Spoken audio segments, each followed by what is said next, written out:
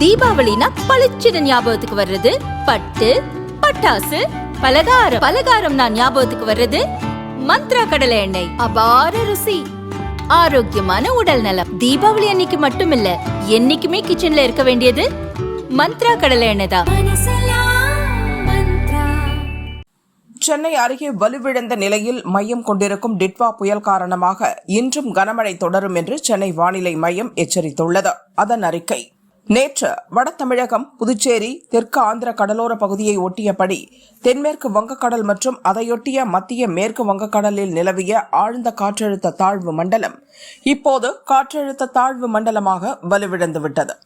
இன்று காலையில் சென்னையில் இருந்து தென்கிழக்கே 40 கிலோமீட்டர் தூரத்திலும், புதுச்சேரியிலிருந்து வடகிழக்கில் 140 கிலோமீட்டர் தூரத்திலும் மையம் கொண்டிருந்தது. அப்போது காற்றழுத்த தாழ்வு மண்டலத்தின் மைய பகுதிக்கும் தமிழக கடலோர பகுதிக்குமான குறைந்தபட்ச இடைவெளி 25 கிலோமீட்டராக இருந்தது.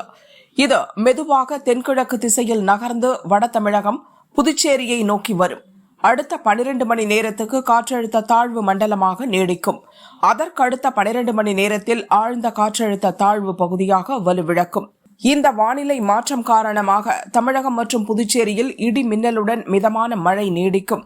குறிப்பாக இன்று சென்னை, திருவள்ளூர், செங்கல்பட்டு, காஞ்சிபுரம், ராணிப்பேட்டை மாவட்டங்களில் மிக கனமழை கொட்டி தீர்க்கும்.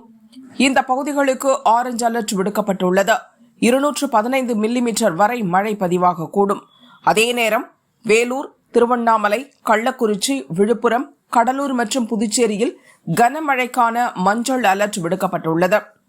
நாளை நீலகிரி, ஈரோடு, கோவை மாவட்ட மலைப்பகுதிகளில் மிக கனமழைக்கான ஆரஞ்ச் அலர்ட்டும், திருப்பூர், தேனி, திண்டுக்கல், தென்காசி, திருநெல்வேலி, கன்னியாகுமரி, சேலம், நாமக்கல் மாவட்டங்களில் கனமழைக்கான மஞ்சள் அலர்ட்டும் விடுக்கப்பட்டுள்ளது.